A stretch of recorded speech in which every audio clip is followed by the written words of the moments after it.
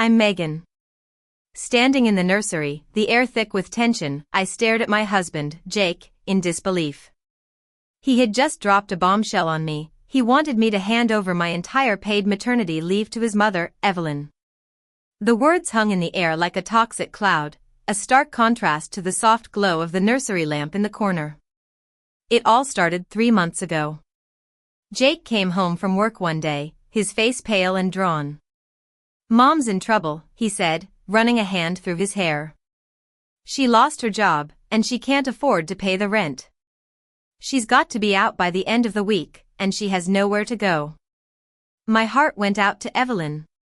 She was a proud woman, and I knew this must be killing her. "Of course she can stay with us," I said, wrapping my arms around him. "We'll make it work until she gets back on her feet." Jake looked at me with such relief and gratitude. "Thank you," he whispered, burying his face in my hair. "It'll only be for a few weeks, I promise." But those few weeks turned into months. Evelyn's arrival was like a storm that never seemed to pass. The living room, our shared space where we used to relax and unwind, became her domain. Her belongings were everywhere, a chaotic mess that seemed to multiply by the day. The TV was always tuned to her favorite talk shows, blaring at a volume that made my head ache. And the smell of her cheap perfume hung in the air, a constant reminder of her presence. At first, I tried to be understanding. I made her meals, did her laundry, and listened to her complaints about her job loss. But as the days turned into weeks, I started to feel like a prisoner in my own home. Evelyn was constantly critical of everything I did, from the way I cooked to the way I decorated the nursery. She seemed to take pleasure in finding fault with me, and it was wearing me down. One day, as I was sitting in the nursery, rubbing my swollen belly and feeling the baby kick, Jake came in and sat down next to me. "Honey," he said, his voice soft but insistent. "I've been thinking. Mom's been through a lot, and she's really struggling. I think it would be a good idea if you gave her your paid maternity leave.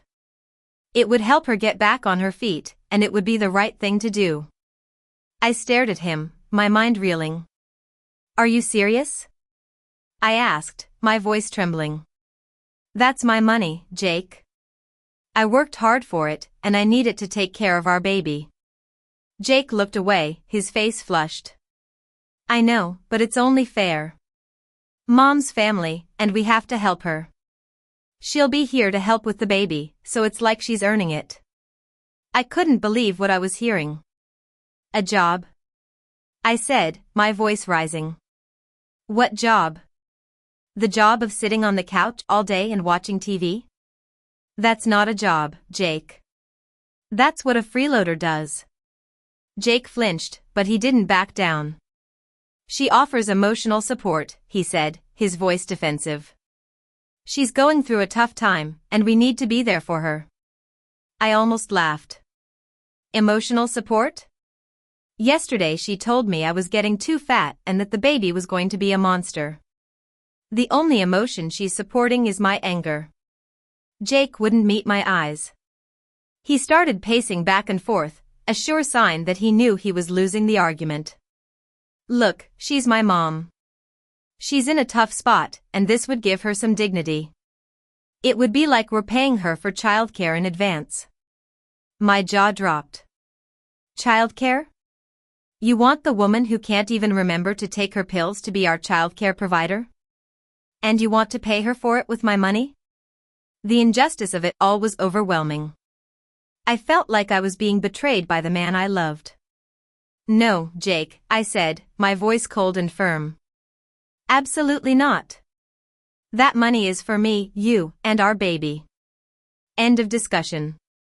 I stood up, my back aching from the weight of the baby.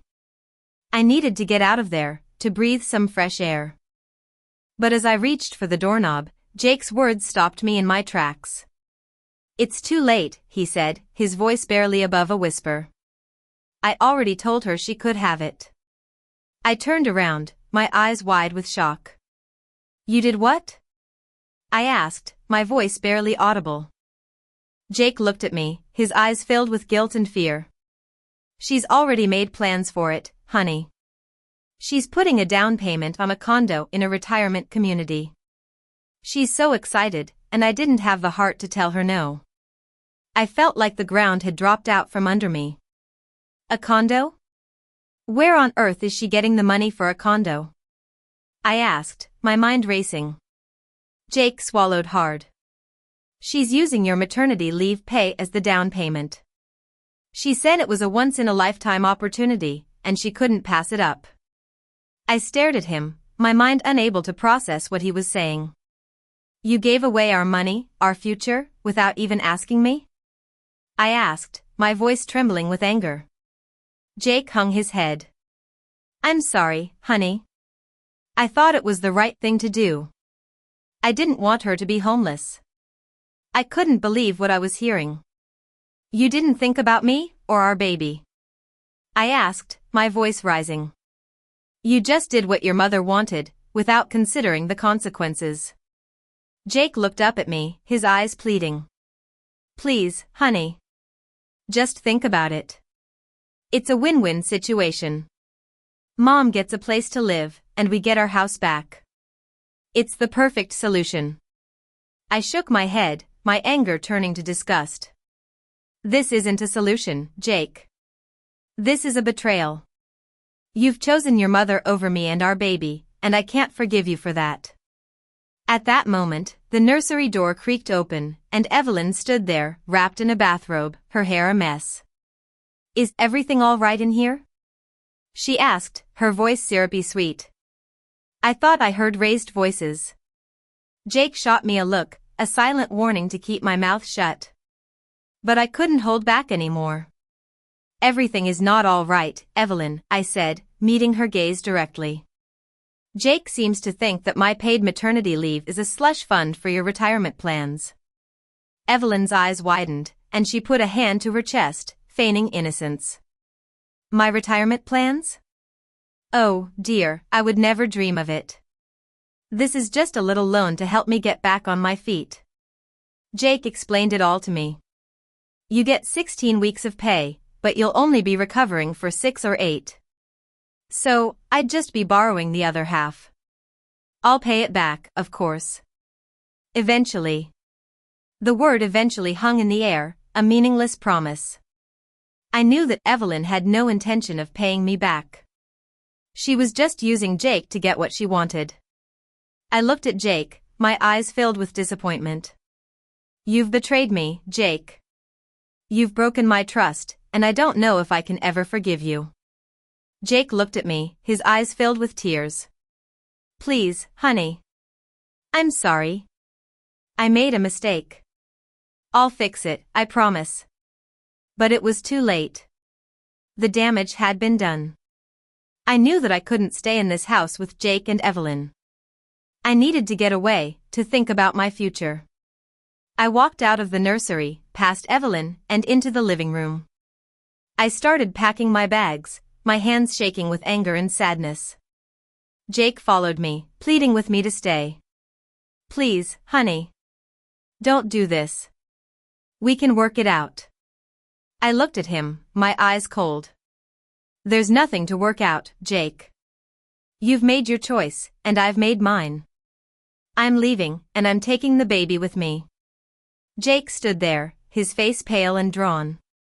He knew that he had lost me. Please, honey.